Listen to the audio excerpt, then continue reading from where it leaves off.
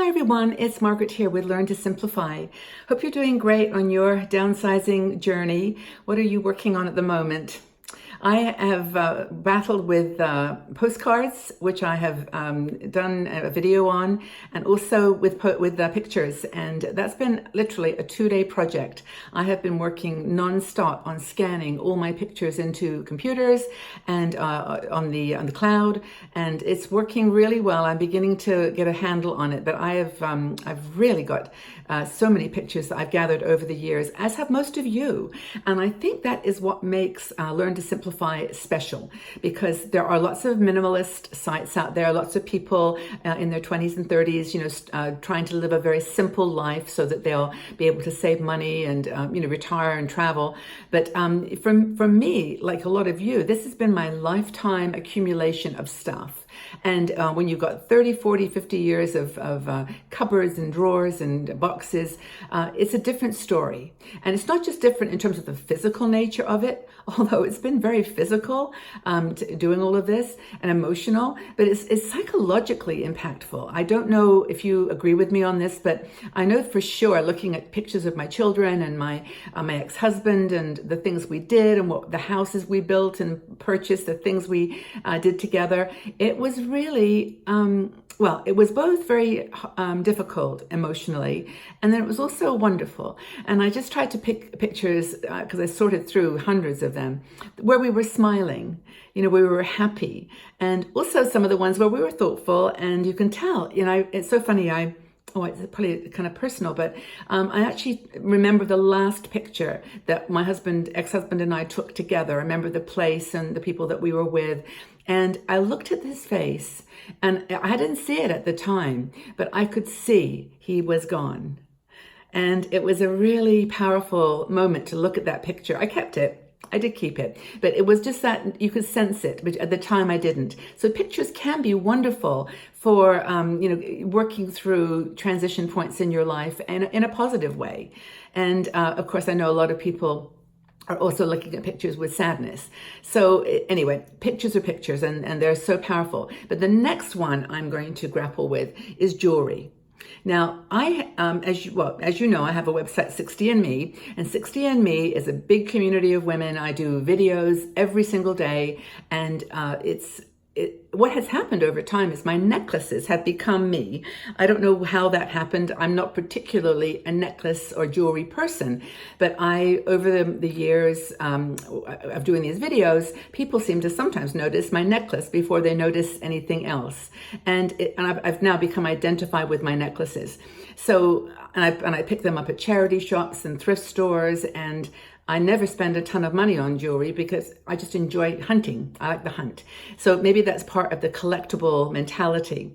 But anyway, so my necklaces, I'm going to leave because I will go through them at some point in the future, and I will sort through them. I probably have close to 50 necklaces, and right now I can't throw any away or discard them because I like them all for this purpose. They're kind of props for my work. I probably wear, this is a little necklace I wear quite a bit.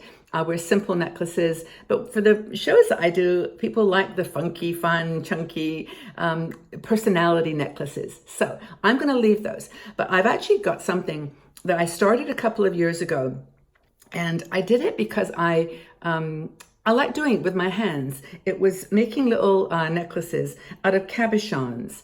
Now, a cabochon is it's like a curved piece of, it can be glass or resin. And these are actually resin, I think, but they're a mix.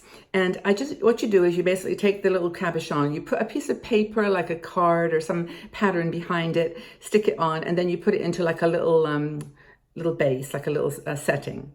And then you've got a necklace, and I would wear those, just sort of on a ribbon or a black cord, nothing fancy.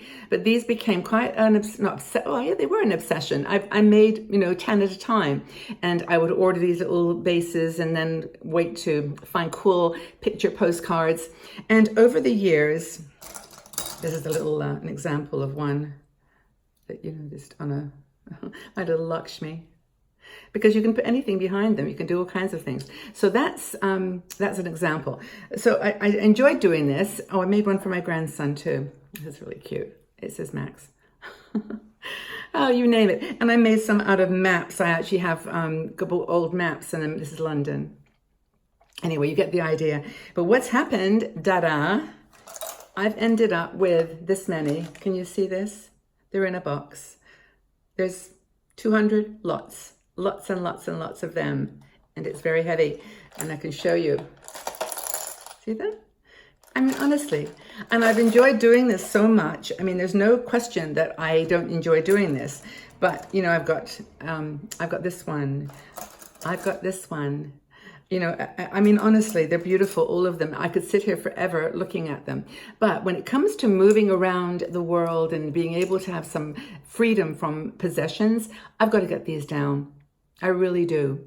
So I don't know quite what I'm going to do with these yet. I might give them away or sell them, or you know, take them to a charity. I know I'll take these with me, for example, on our She Cruises event. I'll take 50 of these and give them to all the women on our cruise. So that's one thing for sure I'm going to do, but I've got too many. So I'm going to pick out 100 of them for the purposes like I just mentioned, and I'm going to pick out 20 for me, just 20. And the rest are going to go probably just, you know, not in the garbage, of course, but they're going to be recycled somehow or sold or something, you know, for charity or something. But if you've got any ideas, let me know. But anyway, I definitely need to do something with this. But for me, this is kind of symbolic. Maybe over the years you've done paintings or collages, or you've made quilts, or you've made, just because you love making them, something you've made.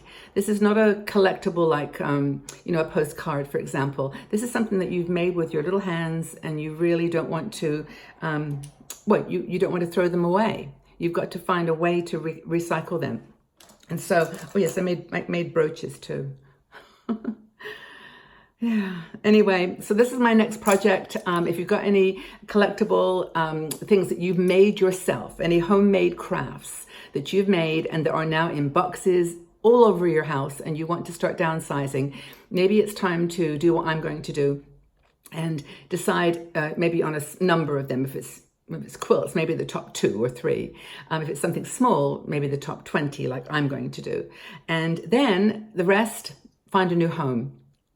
Okay, so this one's about homemade items, handmade items that you have put together yourself that you would like to downsize. So let's do this one, and I'll put an article together with this, with my specific process that I do to work through this one. But if you've got any ideas, or we'd just like to share what you have made, what handmade items you've made, maybe candles, maybe you've got hundreds of candles in boxes. Let's know what you're collecting, or what you've made and collected, and maybe what your plans are for downsizing. Maybe you'll keep them. That's okay too. This is not a strict, you know, all or nothing. This is a gentle movement towards a simpler lifestyle, learning to simplify.